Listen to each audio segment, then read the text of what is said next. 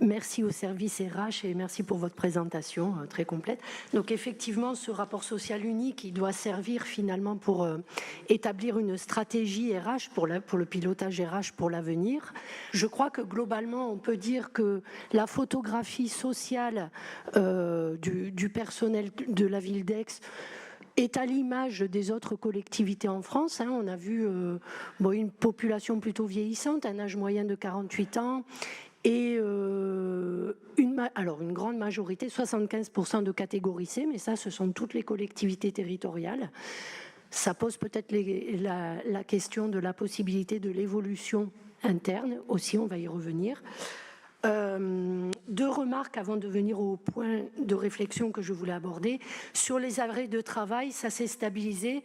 Moi, je ne sais pas si on peut s'en féliciter parce que quand on a une population vieillissante, on sait qu'à partir de la cinquantaine, on commence à rencontrer des petits problèmes de santé, des pathologies.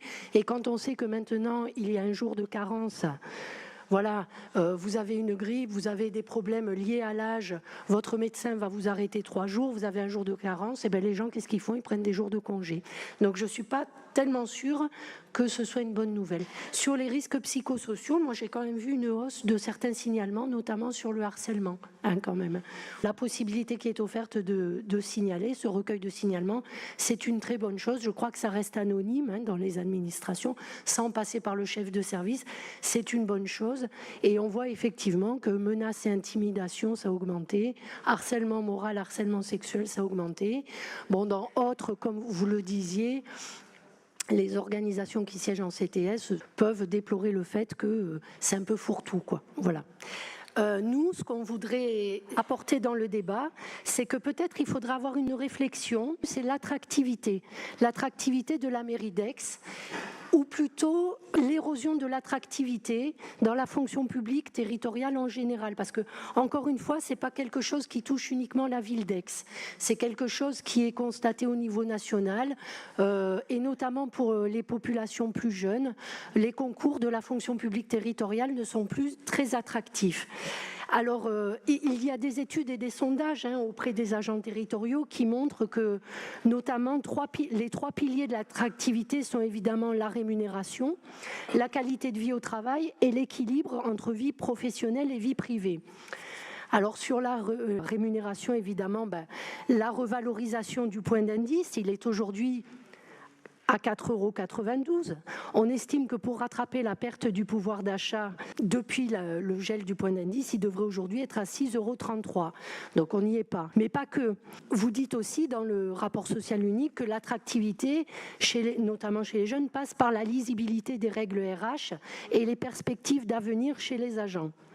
Et là, je voudrais qu'on parle aussi des effets pervers de la nouvelle gestion publique, ou ce qu'on appelle en anglais le New Public Management, qui est quelque chose qui nous vient du privé depuis quelques années et qui est transposé dans la fonction publique en général. Comment dire? Ces nouvelles techniques de management, elles ont des raisons, on le sait. Les collectivités publiques sont contraintes financièrement. Il y a une baisse des dotations, il y a une baisse de l'autonomie financière. Il faut équilibrer la masse salariale sans pour autant toucher aux effectifs. Et il y a des effets pervers qui sont décrits désormais par des sociologues, par des médecins du travail. Et par exemple, ce management, il focalise trop sur l'individu. Il participe à la mise en concurrence entre les personnes. C'est la fin du collectif, c'est la promotion de l'individu. Et ça, combiné au RIFSEP, le nouveau régime indemnitaire d'indemnisation, on obtient aussi le manque de lisibilité RH qui fait que des personnes qui seraient potentiellement intéressées pour passer des concours peuvent se poser la question si c'est vraiment intéressant, pas intéressant. On introduit aussi la rentabilité dans les missions de service public. On fait des ratios, les indicateurs deviennent des objectifs, et ça, indépendamment de la finalité de la mission et de la cohérence. Et ça veut dire perte de sens aussi pour les employés. On parle dans le RSU de se projeter dans l'avenir pour une évolution de carrière. Là, on est plus sur une évolution à court terme dans la gestion RH. On l'a dit, baisse des titulaires de 13%. Les non-titulaires non permanents, ça augmente. Très régulièrement, on vote des recours à des contractuels pour des accroissements temporaires d'activité, des contrats limités dans le temps, ou sur des missions pour lesquelles on ne veut pas s'engager sur plusieurs années parce que c'est ponctuel.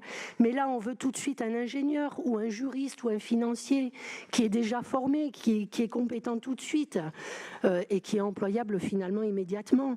Donc ça laisse peu de chance aux internes d'avoir une perspective pour évoluer dans leur carrière, par le biais de la formation notamment. Et puis pardon, mais ça ouvre aussi la porte au clientélisme, hein, ce genre de recrutement. Donc on le sait bien, c'est le lot de toutes les collectivités qui regardent comment baisser les dépenses de fonctionnement face aux baisses de dotation et qui trouvent finalement dans ce management à court terme des solutions pour équilibrer la masse salariale sans pour autant toucher aux effectifs. Mais c'est peut-être une des pistes à étudier pour être plus attractif.